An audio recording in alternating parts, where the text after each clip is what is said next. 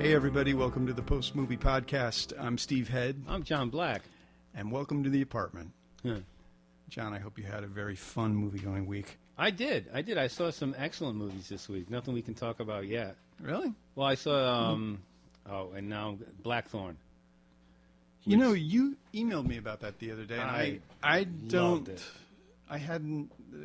just quickly, what is it? It's kind of a sequel to Butch Cassidy and Sundance Kid. The theory that, at the end of Butch Cassidy and Sundance Kid, the camera freezes and they've been shot to death by the Bolivian army. Yeah.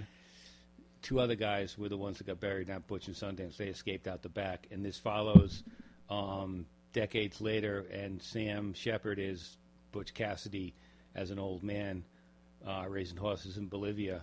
And he goes off on an adventure with a young Spanish guy to recover some stolen money.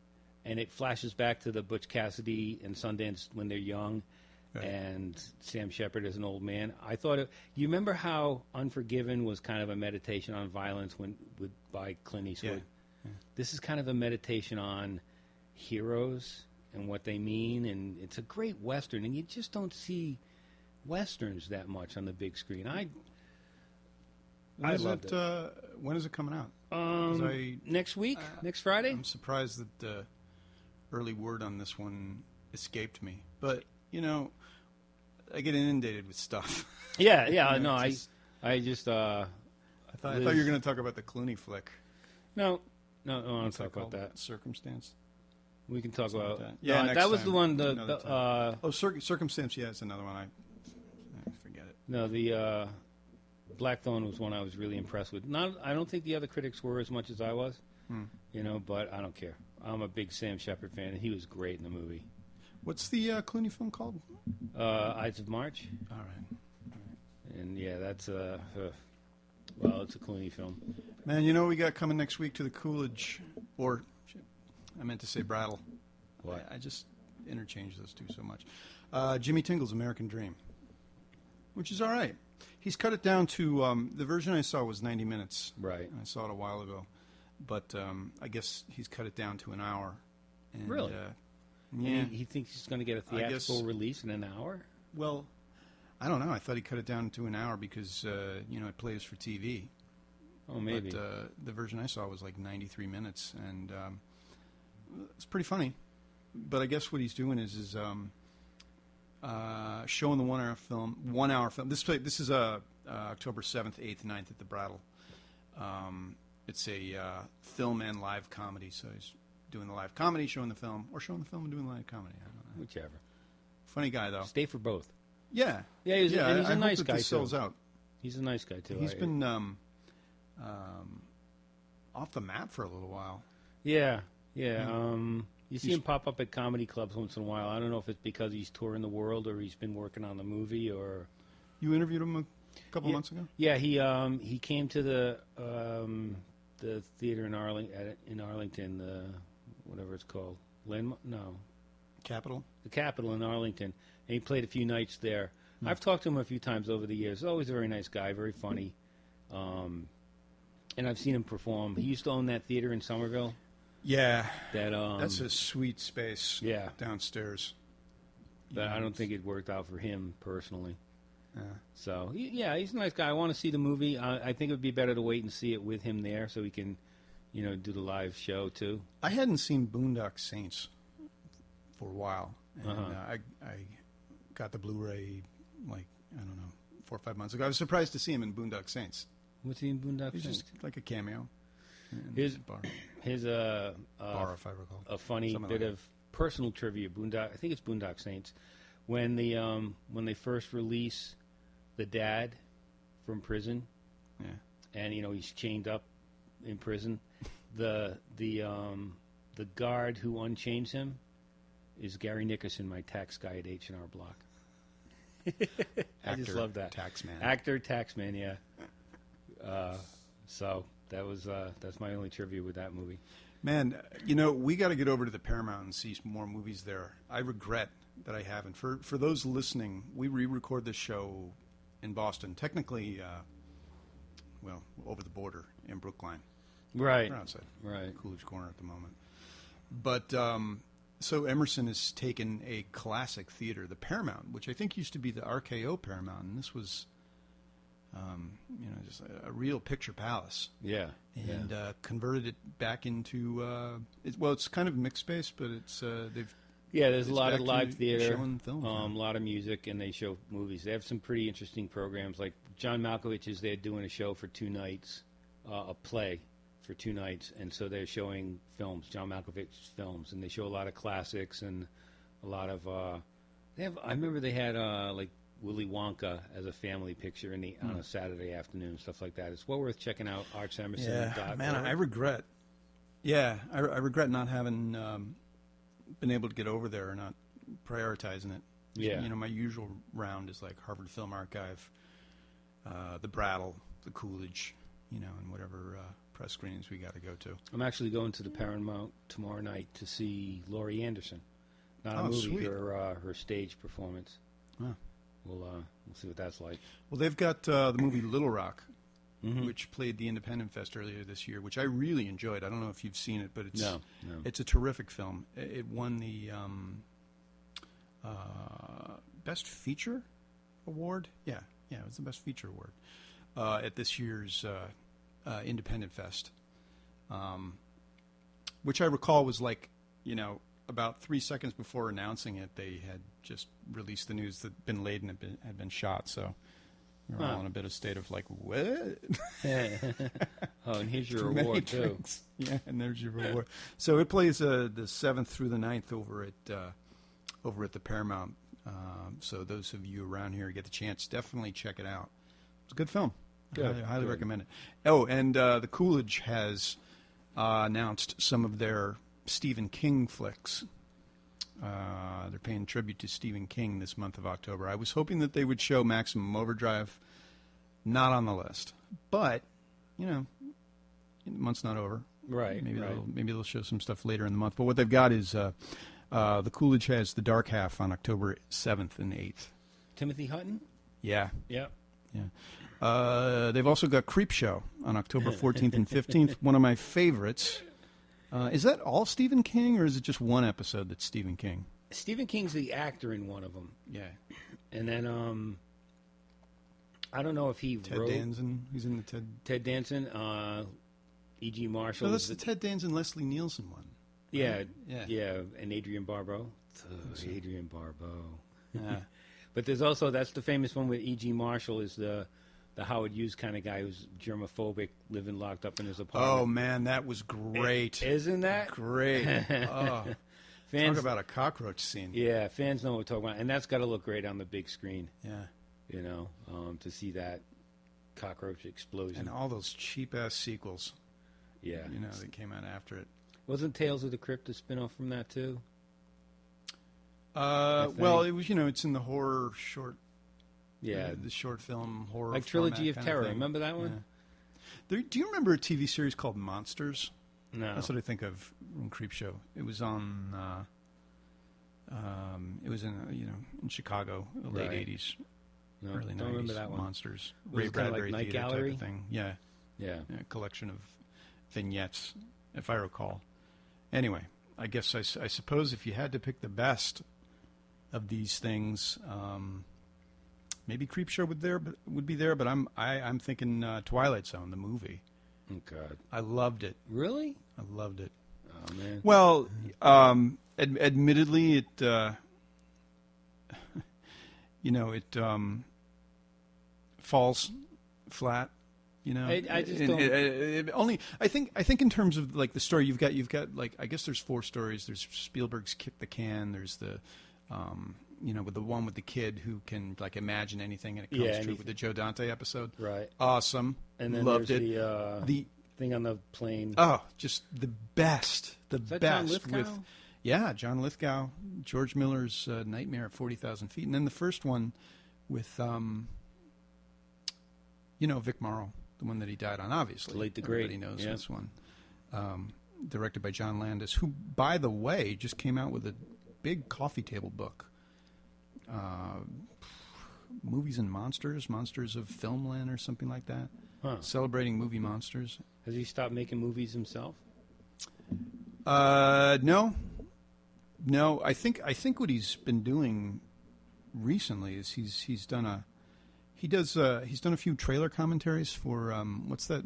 There's a website that Joe Dante owns that does filmmakers do commentaries on classic movie trailers. Really? John Landis has done some stuff there, and I can't think of the name of the website at the moment. But he does this commentary for the movie Planet of the Apes. Well, I think he does his commentary for Conquest of the Planet of the Apes. And he talks about. Well, it was one of the first films he worked on. Huh. Yeah, and and it was in a very low level position. In fact, I think he may have even been an extra, or something like that. But anyway, he had the chance to talk to. Couldn't have been as an extra if he was going to talk to John Huston. No. And he'd asked John Huston why he would get involved with a project like Conquest of the Planet of the Apes, and I'm paraphrasing, of course, but Huston said something like, "Kid, you got to make the money." Oh, John Huston has been an actor in some absolutely crappy films, but that's okay. He's like one of those old actors you see. Oh, I'll watch that was terrible. Jesse James versus the Vampire. Jesse James versus Dracula. I guess he wasn't so worried about his acting career. No, I think he only did it to get money to make his movies. To be as a director. Yeah. So it's like John Sayles writing crappy scripts to make his money so he can make his movies. Everybody's got their vehicle to push it along, I guess. So, It's true. It's true. The Coolidge also has Pet Sematary on the 21st and 22nd. Starring? A movie that I recall to this day that did not screen for press. Starring Fred Gwynne. Denise Crosby? Fred Gwynne. Herman Munster. Yeah. Gets his ankle. Yeah, I remember thinking that was like slashed. One of his return films. That and he was in Ironweed too. My Cousin Vinny. Yeah. He'll always be Herman Munster. Well, I hope they show some more. I hope they do some more. Are they showing The Shining? These are all midnight screenings, by the way. The Shining, I didn't see it. That's crap. My brother was telling me that they're going to re-release The Shining. Really? To theaters with an alternate ending. They did film an alternate ending. And they're also re-releasing Ghostbusters to theaters. What was this? I'm trying to recall. I read what this alternate ending to The Shining was. Happy ending. And I think it was a discussion outside. I could be wrong, but I think they filmed a scene outside the Overlook Hotel where they were discussing what to do with Jack. Is that his name in the movie too? Yeah. Jack, his frozen body. Huh. Did you ever read the book? No. In the book, there's this. Jack is doing a lot of the killing with something. I think it's like some kind of ancient weapon, like half axe, half bludgeon.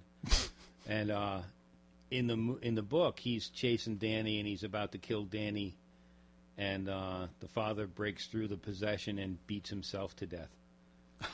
Which would have been awesome to see Jack Nicholson beating himself to death with a giant iron mallet. I think there's my guess is that there's a lot of absurdities from the book that Stanley Kubrick did away with to make a fantastic film. Huh. I don't know if you think the Kubrick estate would let them do that, re-release an ending that Kubrick didn't want. It's like saying there's this huge missing scene from 2001. Yeah, and that makes it all make sense. No, but they didn't put it back in the film. I mean, Stanley Kubrick says, it's not lost. I just didn't want it in the movie. Right. So I think it all depends on who owns it. Is it Stanley Kubrick's estate? Is it Warner Brothers? Well, The Shining is definitely Warner Brothers, and I think Jan Harlan is the guy who might make the decisions about these kind of things. I wouldn't mind seeing it again on the big screen. That would be fun. Yeah, I would. Yeah. So dig creepy.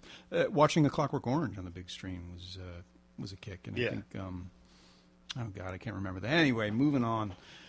In this episode, we're going to review the new flicks 50/50, and what's your number? Which way do you want to go, John? Let's be good little critics and start with 50/50 because I really enjoyed that movie a lot. Did you? Yeah.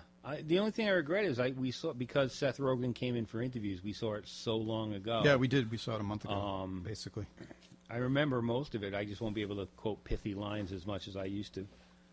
But good, and the thing is, I wrote this in my review, that I just hate calling it the cancer comedy.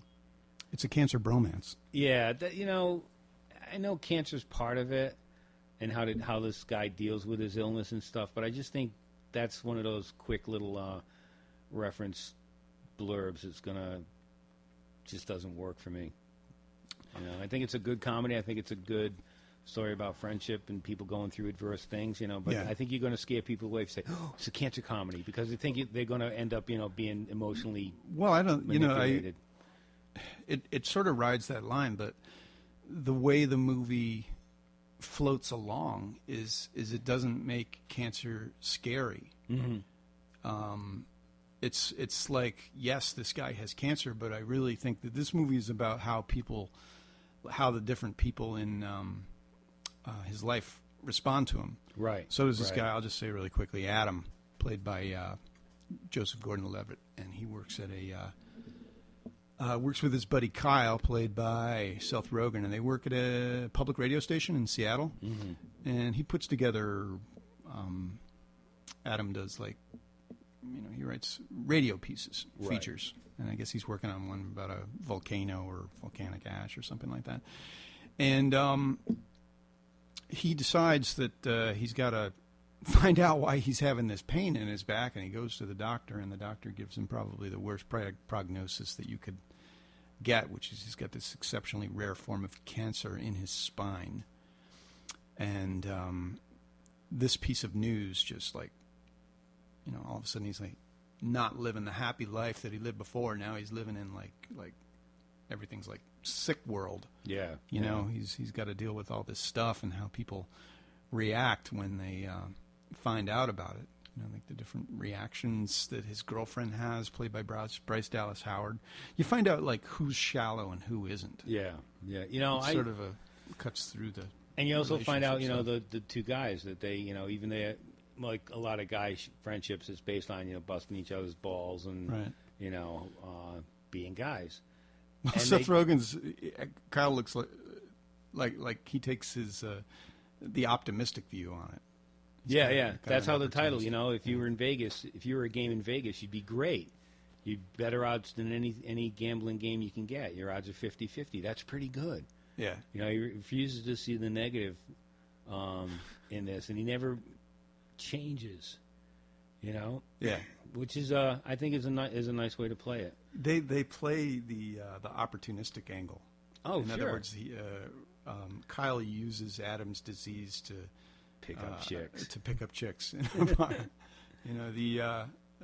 What would that be? The Florence Nightingale syndrome? Something like that. My friend's sick, and it works. Yeah. Well, you mentioned Bryce Dallas Howard, and she's Kyle's girlfriend, who, I think he's at the point of the relationship before the cancer enters the picture. He's more in love with her than she is with him. He empties a drawer in his apartment. You've got a drawer to put your stuff in now. Yeah. And then when he gets cancer, she leaves him.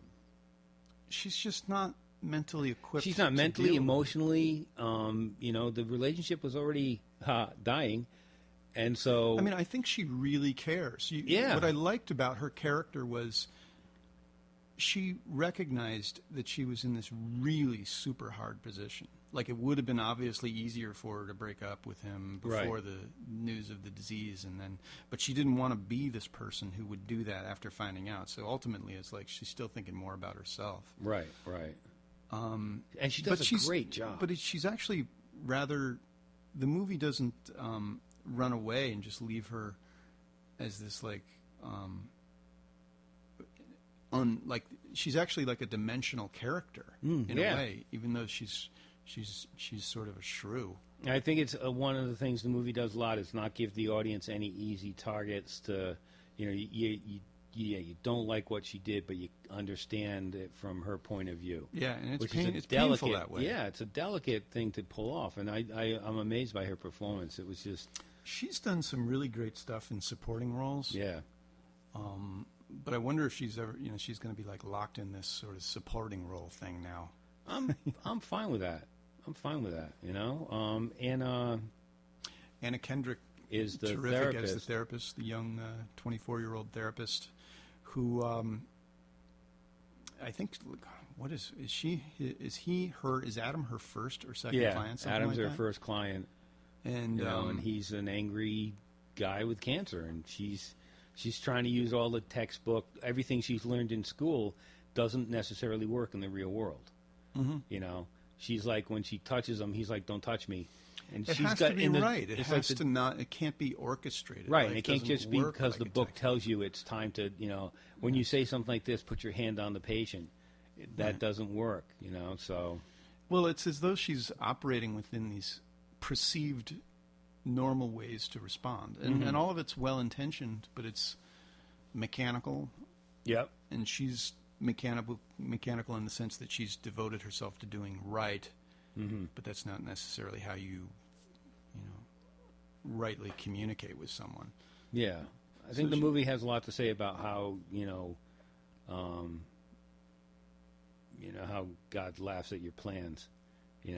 He's got the perfect girlfriend, he's got this job he loves, she's got the perfect way to treat patients. They've all got these ideas, it's like if you and I sat here and said, what would you do if? And we'd come up with, our plan. But then if that thing we were talking about actually happened, we could be throwing the plan out the window because it just doesn't work. But they all stayed as believable, honest people dealing with these very tough situations through it all. Yeah, I've been thinking the relationship, with his best friend Kyle, Seth Rogen's character. That is what keeps the movie going. Is the fact that, Seth Rogen's humor makes all of this scary stuff palatable. It's also kind of strange to me that Joseph Gordon-Levitt, who's terrific in the role, he's but he's also very he's like a hard nut to crack. Yeah. It's like him, but you don't really get to know him. And Yeah, so it's is he inaccessible? Is there something going on that no matter what kind of character he's playing, that you're never going to really feel like you really know him? But I think the relationship with his character that Adam has with Kyle is it's maybe there's unspoken guy code. Maybe I think one of the more the real powerful moment in the movie, it happens in the sense of what Kyle does and Adam finds out about, as opposed to them talking it out. Right. You know, Right. it's not like dialogue driven understanding. Yeah, we It's need a like scene here where they unspoken talk about it understanding. really. When they get real about it and talk all emotional. That scene's not there. But the scene you're talking about, when you see what Kyle's been doing, Yeah, to there's help like his friend. unspoken stuff going on between them that they really. I think a lot of the frustration comes from the fact that they can't express themselves. Sure. Kyle doesn't want anything bad to happen to Adam, and but what can you do? Words only go so far. Right, and I think because of their, they make fun of everything so much, to suddenly change and be serious would change the friendship in a way that maybe they wouldn't recover, where they can still joke about things and be funny. And in a way, this movie was still unpredictable because you're thinking, what are all the outcome possibilities? Yeah. There's a scene that after his Adam's diagnosis, where he goes to the first start getting treatment, and a couple of his fellow cancerees, one of them played by Philip Baker Hall, the other one is Max Headroom. Yeah, Matt Frewer. Yeah, but it's Philip Baker Hall's character who decides to self-medicate with weed. So they take the experience that could be frightening of being in this situation in a hospital, and the characters actually, the movie takes a bad situation and makes it palatable. Yeah, they talk honestly about it, but they're not all gloom and doom. Right. So I guess what I'm saying is, don't be afraid of this movie. Yeah. Don't think of it as going in and you're seeing like some bummer of a film. Mm-hmm. It's quite funny and entertaining. Not an easy movie to market. No, and when Rogan came in, he was talking about how careful they were not to manipulate the audience to feeling, he goes, it's so easy, it'd be so easy to manipulate them because it's such a touchy subject. Wasn't this based on a true story? Yeah, he was. It was actually the screenwriter is one of Rogan's best friends, and he had cancer. Yeah. And this is, he's fine now. He went through it's the same kind of cancer, I guess, and he survived. And this is how they responded to it, was to write a screenplay. And Rogan, I think, is really good in this movie. Yeah, he is. It gets back to his. It's like a funny guy in the midst of a very large life issue situation. That when Seth Rogen is responding to it, it's. He carries you through the movie. It's funny. What was the name of the abortion flick? I forget the name of it. Knocked Up. Right. Knocked Up. A comedy, yet there's a very heavy subject going on here. Maybe that's Seth's thing. He does good. He can help you through a tough movie. Well, it's like he's the Seth Rogen wise ass, and in both Knocked Up and in this one, that wise ass has to grow up. One guy has to deal with a pregnancy. One guy has to deal with cancer. Life changing, not the same, but definitely life changing moments. And he does it with and he's still this guy who does it with a smile on his face, a joke, and he accepts it. I love the scene where Adam and Kyle, go in the bathroom to shave Adam's head. I give Gordon Levitt credit for, shaving his head on screen. I'll do it for the money. Well, for the money, yeah. But it's just the jokes that go through this thing, and it's played well. They definitely have good chemistry as guys. Yeah. So don't miss this one. It's actually it's a fine film. Yeah, definitely see it. I do recommend it. What's this other one we're talking about? What's your number? I'm like, what's this film? What's your number? It's based on the book 20 Times a Lady. Really? I don't recall the author, but I recall the title. And Anna Faris's character, she's, I think as far as the book was concerned, was a big Commodores fan. Yeah. Which is how Three Times a Lady Come on, who plays isn't? into the film. That song Always. It's running through your head right now. Yeah. Can we play it over the review? Can we play it in the background? If I had thought about that, I do have that capability to be able to then, play Lionel the thing Richie's probably in the listening. background. And I could mix it in post. So I can't promise the words. anything. Yeah, Anna Faris in this one plays a young, I guess, marketing executive who gets fired from her job. And I'm laughing because it's by what's his name, Joel McHale. Yeah, and she's taking the Creepy train. boss. It's set in Boston, by the way. I think that was my favorite part of the movie. We are watching this. We see the press screening, and this is just like almost next door to where some of these scenes were filmed. She's not on the subway. She's on the Red Line. Right, and then they're having lunch over by the Four Seasons across from Boston Common, which is basically where we're watching the movie anyway. And the I do remember going to some press screenings downtown and passing all the trucks and stuff while they were filming. Really? Yeah. Well, she on the way home on the Red Line, she used her phone, which can't be done on the Red Line underground, but yet they persist to do it in movies. This and The Departed. Okay, but she can't read a magazine underground. That's what she's reading a woman's magazine that has a quiz in it that says, basically says that if you're a single woman and have slept with 20 more than 20 guys, chances are you're going to end up, alone, living with the cats. Right. Just 20 and over is in the 96th percentile, according to this. And she's at 19. Yeah. So she knows that the next guy she sleeps with has to be Mr. Right for her to fit into the outline of this article. She actually is. I think that she's not even looking to sleep with another guy.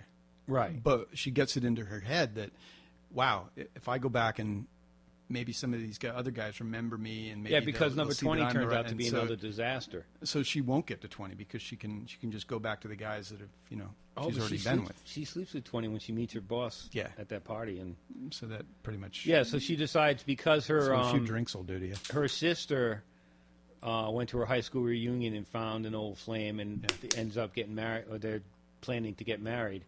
She decides she should go back and visit 1 through 20 to And how she does this is, this is one of those improbable romantic comedies, and I think it's more in the vein of like the new crass romantic comedy. It tries type to things, be.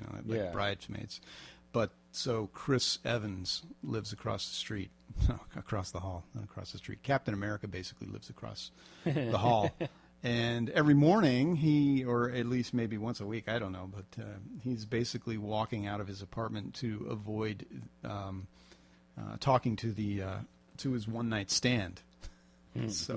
So I guess one day she offers him the safety of her apartment to escape his one night stand, and I guess she sees it that. She asks him for help in finding her exes. right because his dad was a cop or something. He supposedly has these detective His specialty skills. is finding things out about. Yeah, although he's people. also a musician too. But of course, we know that ultimately their togetherness is going to lead to their togetherness. You knew that?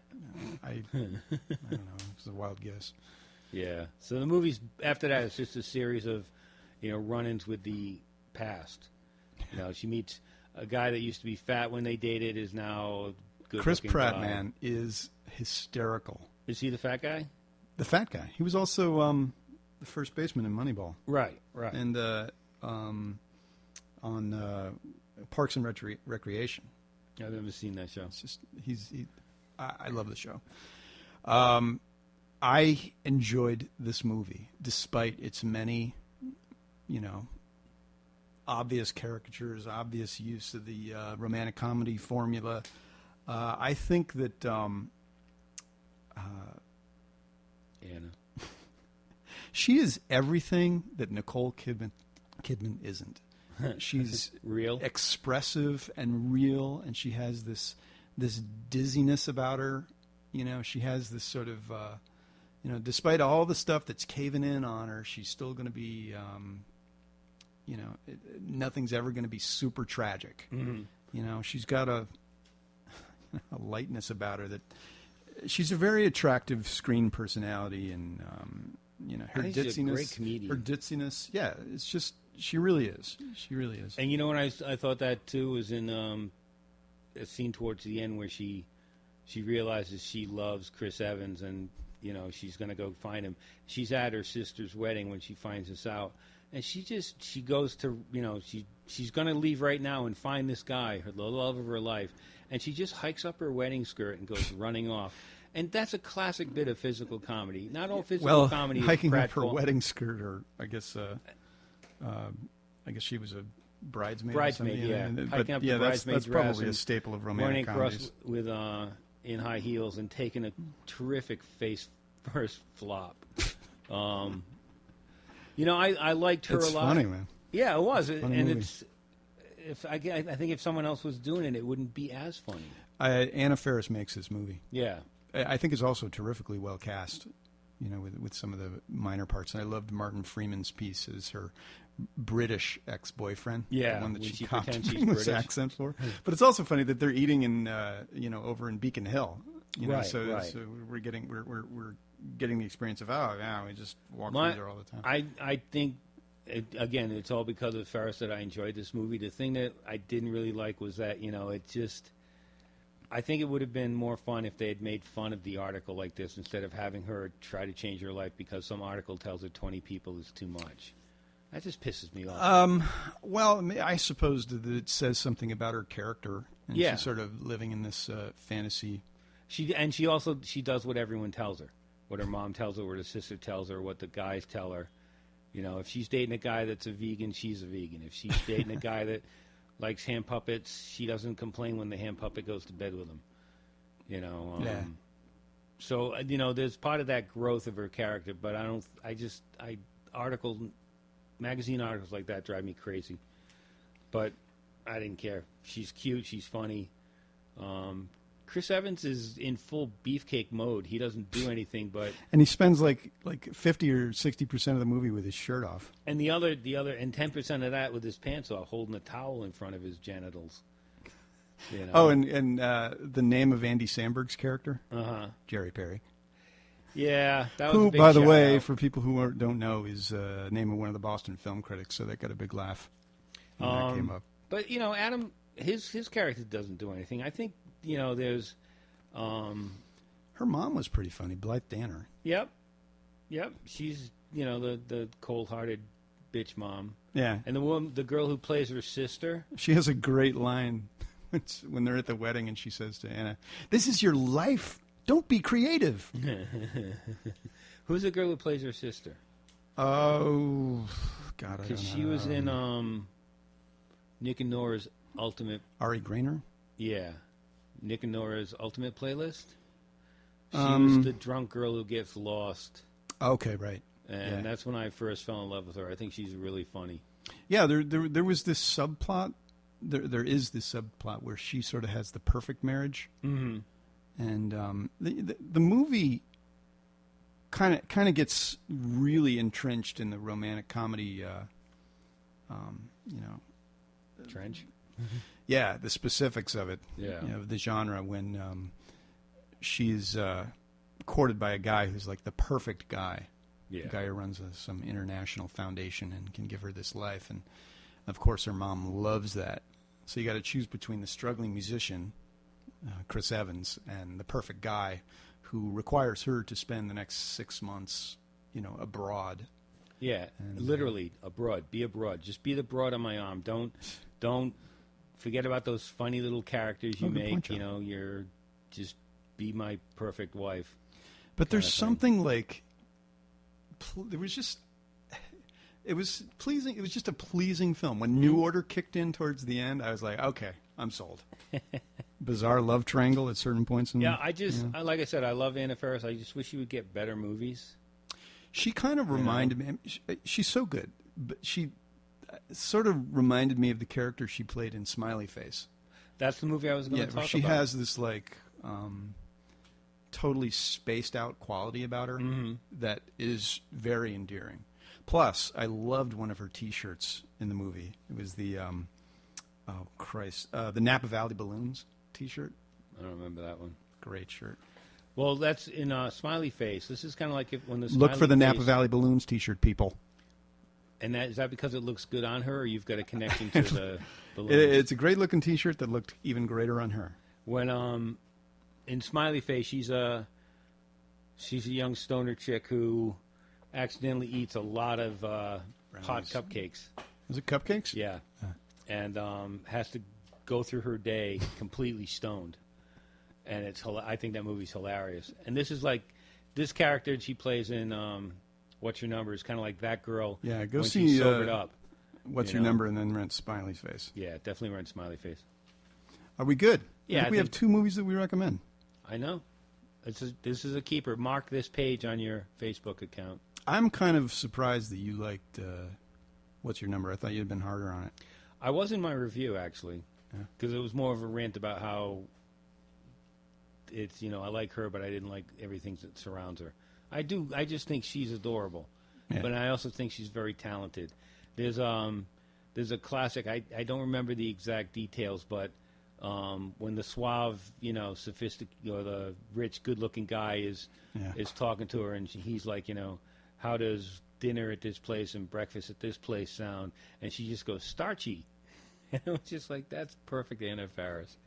Oh God, what did she call Joel McHale? She called him the that finger-sniffing fuck. Well, Joel McHale, what a waste of a talented guy in this. Well, there's some kind good of creepy cameos. guy who I mean, not sniffs cameos, fingers. but the small parts were well cast, I think. Thomas Lemon? Thomas Lennon is the doctor. Yeah. Who recognizes. He's a gynecologist who recognizes her after she spreads her legs. You can't place Andy that. Samberg as Jerry Peary, puppeteer. the puppeteer, the puppet in bed scene. Zachary Quinto as the shallow hipster guy, vegetarian guy. Yeah, and Martin Freeman from The Office. I think if Bilbo. If those scenes, I don't know, they'd had to be made a little bigger. Like Adam Sandberg is there for like that one joke with the puppet during sex. It's a funny joke, but it's not. It's just like, okay, go. Yeah. So I think the movie didn't really. I think it's like her character does these little things that I was like, yes, that it works. When when she took the train down to Washington and her leg fell asleep getting off the train, she could hardly make the cell phone call because she's trying to walk and she can't walk because basically, just out of the blue, her leg is asleep. So, and again, it happens. It's that physical comedy, walking with your leg asleep. And how can we talk about this movie without having mentioned the basketball scene, the strip basketball scene that she proposes, the absolutely improbable. Oh, come on! You can go scene. into the garden you now can just sneak into the basketball. garden and play strip basketball, and no security guard is going to stop you. I've forgotten about that. Oh, and you're going to happen to know where the bank of lights are, so you can turn them on. Oh, and they have some basketballs out along the right because they always leave basketballs out there in the dark in case anybody wants to just shoot some hoops. And she happens to be really good at basketball too, which I was fine with that. I was fine with that. When I did the review, I was looking for photos online because the ones I didn't like the ones that the studio had put out. And if you type in what's your number, out of the I don't know top 100 photos you get, 30 of them are them naked when they jump into the harbor. It's like that's all the internet has. The logistics of that scene of Bus jumping into let's jump into the water on I was Charles just like, or Boston Harbor. Don't jump into that. That was how the hell gross. are they going to get out? Where's a ladder there around are no there? Ladders, But they were safe. They were naked and funny. Yeah, but that's only from locals, The movie, it just doesn't take itself seriously in the sense like a Nicholas Sparks book would, and then it just would drown in syrup. This just doesn't have that. Yeah, it's one of those things that knows what it is. Just goes with it. I wish it had just a little more to it, but fluff. It was fine fluff. It was cotton candy. Yeah. I would see it again. Just for the T-shirt. I guess for the T-shirt, but I'm a fan of Anna Faris. Yeah. Didn't very much like House Bunny, but what? Yes. Didn't like House Bunny? Yeah. Oh my God. I thought that was classic.